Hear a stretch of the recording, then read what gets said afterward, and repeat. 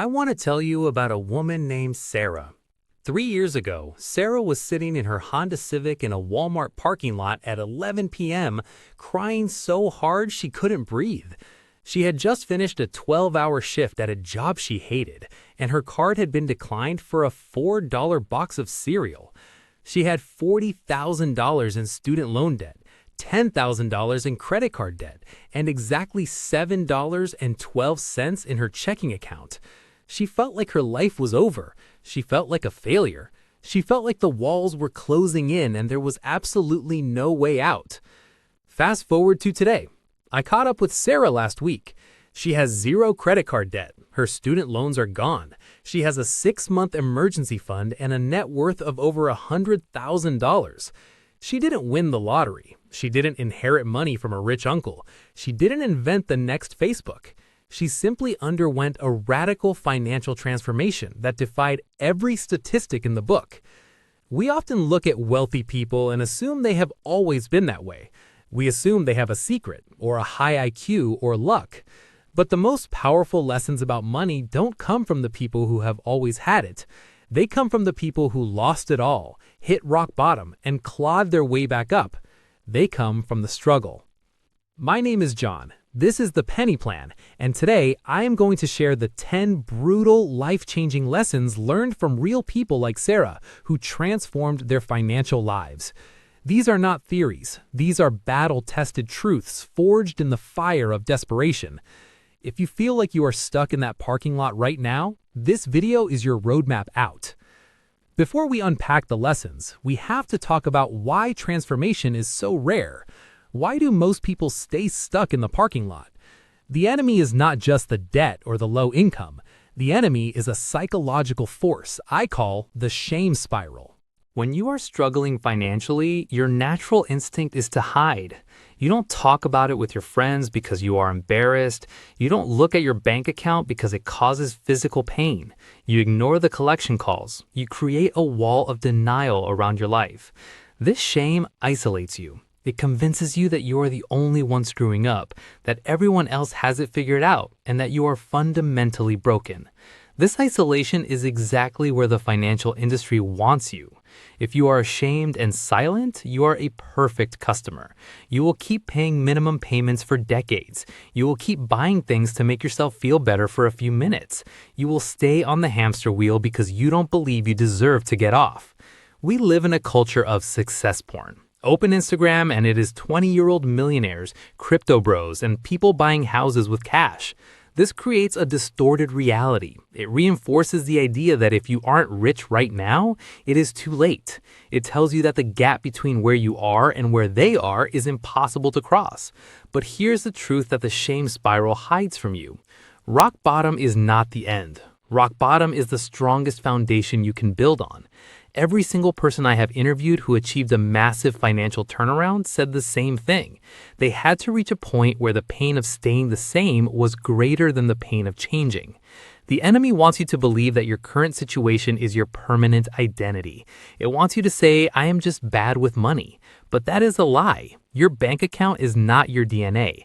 It is just a lagging indicator of your past habits. The moment you break the silence, the moment you reject the shame and decide to fight, the enemy loses its power. These 10 lessons are the weapons you need to win that fight. I have analyzed hundreds of stories of financial redemption, from single moms to bankrupt business owners, and I found 10 common threads. These are the universal laws of the turnaround. Lesson number 1. You have to get angry. This sounds counterintuitive. We are taught to be calm and rational about money. But rationality doesn't get you out of a $40,000 hole. Emotion does. In every story of transformation, there was a specific snap moment. For Sarah, it was the declined card at Walmart. For a guy named Mike I spoke to, it was having to tell his daughter she couldn't go on the school trip. It was a moment of pure, white-hot rage, not at the world, but at the situation. You have to get mad at the debt. You have to get mad at the bank that is taking 20% interest from you. You have to get mad at the fact that you are working hard and getting nowhere. This anger is fuel. It is the energy required to break orbit. Passive people don't pay off debt. Polite people don't change their lives. You need a visceral, emotional rejection of your current reality. If you are comfortable, you will never change. You have to get uncomfortable. Lesson number 2. The math does not matter as much as the behavior. If personal finance were just about math, nobody would be in debt. We all know that spending less than you earn is the formula. The problem is we are not calculators. We are emotional beings with habits. One of the biggest lessons from the trenches is that the snowball method of paying off debt works better than the avalanche method, even though it is mathematically wrong. The avalanche method says pay the highest interest rate first.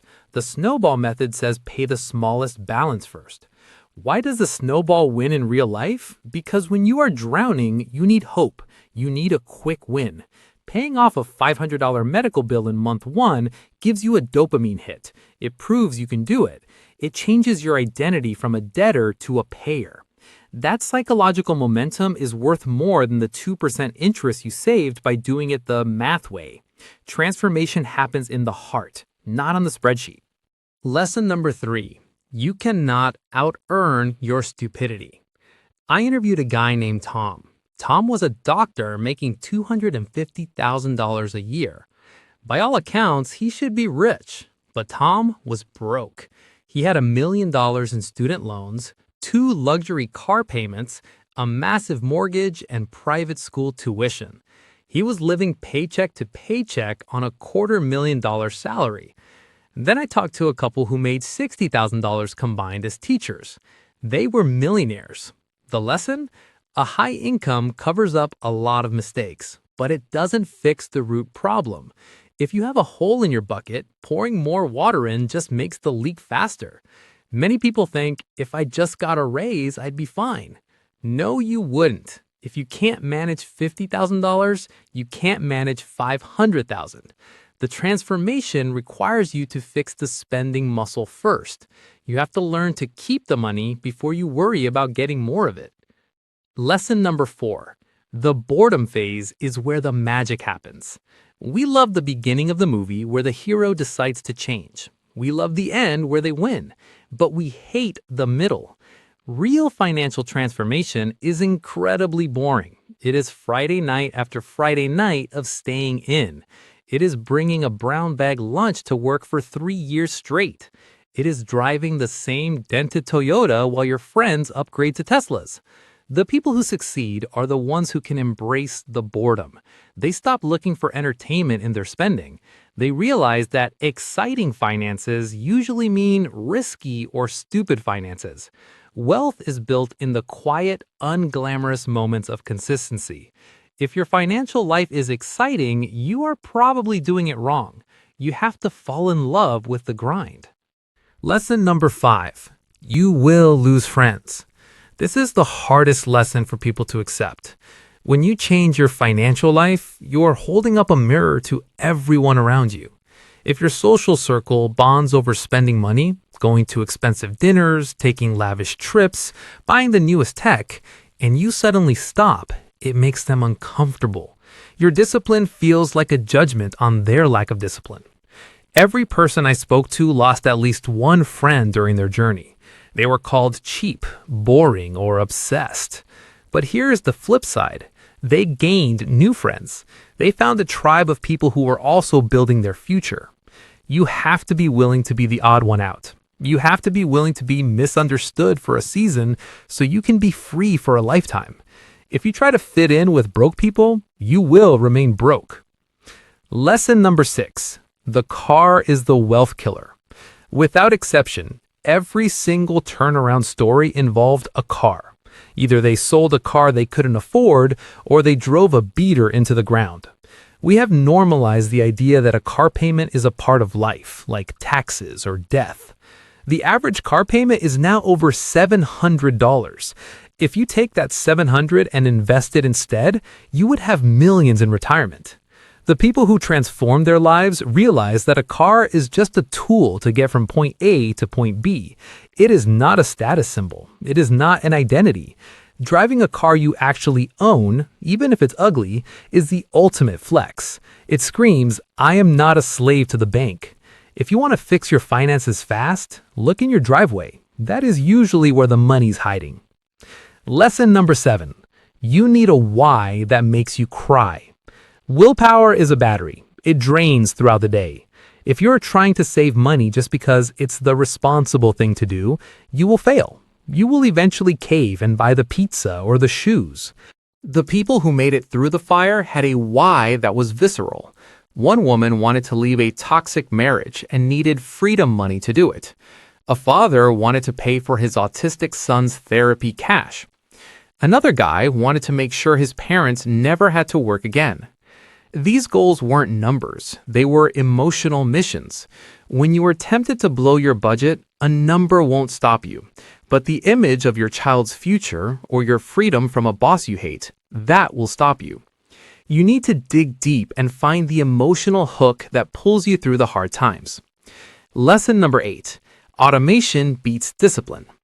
We like to think we are disciplined. We aren't. We are monkeys with credit cards. The most successful transformers didn't rely on making the right choice every day. They made the choice once and automated it. They set up automatic transfers to their savings the second their paycheck hit. They set up autopay on bills. They removed the money from their site before they could touch it. If you have to decide to save money every month, you have to win 12 battles a year. If you automate it, you only have to win one battle. By removing the human element, your own brain, from the equation, you guarantee success. They hack their own psychology by removing the option to fail. Lesson number 9. The first $10,000 changes your personality. There's a distinct psychological shift that happens when you save your first $10,000. Before $10,000, you are fragile, you are terrified, you are reactive. But once you cross that threshold, you become anti-fragile. You start to walk differently. You are not as afraid of your boss because you know you can survive for a few months without a job. You are not as stressed about the car noise. This liquidity gives you the mental bandwidth to start thinking about offense. You stop thinking about survival and start thinking about strategy. Every story I heard confirmed this. The first 10,000 is the hardest, but it is also the most transformative. It buys you your dignity back. Lesson number 10. You have to kill your old self. This is the deepest lesson of all. Financial transformation is not about money. It is about identity. To go from a spender to a saver, from a debtor to an investor, you have to let the old version of you die. The version of you that needed retail therapy to feel good? Gone. The version of you that cared about impressing strangers at a stoplight? Gone. You have to build a new identity based on values, not on things. You have to start taking pride in your bank statement, not your closet. This identity shift is painful. It feels like a loss of self at first, but what you are really doing is shedding a skin that was keeping you small. The person who emerges on the other side is stronger, more disciplined, and more free. These 10 lessons are not easy. They require you to go against the grain of society. They require you to look in the mirror and admit you were wrong. But the price of admission is worth it. Now, I have told you about the struggle. I have told you about the anger, the boredom, and the sacrifice. You probably think the happy ending is the moment they hit $1 million or paid off the last debt. You think the twist is that they bought a Lamborghini and lived happily ever after. But that isn't the twist. Here's the reality that nobody prepares you for. When I asked Sarah and Mike and Tom how they felt when they finally hit their number, they all said something surprising. They said it was anticlimactic. They expected confetti. They expected the sky to open up. But the day they became debt-free felt just like the day before. And here's why. The money didn't fix them. The journey fixed them. The twist is that the destination doesn't matter. The money in the bank is just numbers. The real wealth was the discipline they built. The real wealth was the relationship they repaired with their spouse while fighting the debt. The real wealth was the confidence of knowing they could handle anything life threw at them. If you gave a lottery winner $1 million, they would lose it because they haven't become the person who can keep it. But these people, you could take all their money away tomorrow, strip them back down to zero, and they would be wealthy again in 5 years. Why? Because they became wealthy people on the inside first. The trap is thinking that the money will solve your internal problems. It won't. If you are unhappy and broke, you will be unhappy and rich. The financial transformation is actually a Trojan horse for a personal transformation. The money is just a scorecard for how much you have grown as a human being. So if you are sitting in that parking lot right now, crying over a declined card, or staring at a ceiling fan at 3 a.m. worrying about the mortgage, I want you to know something. You are not at the end of your story. You are at the beginning of your hero's journey. This pain you are feeling, it is necessary. It is the fire that is going to forge you into something unbreakable. Don't run from it. Use it. Get angry, get focused, and start walking the path. You don't need to be a genius. You don't need a high salary. You just need to be willing to do what the average person won't do, so you can live like the average person can't live. If these stories resonated with you, if you see yourself in the struggle and you are ready for the transformation, do me a favor. Hit that subscribe button and like this video. It tells us that you are part of the tribe that is choosing freedom over comfort. Start your journey today. I'll see you in the next one.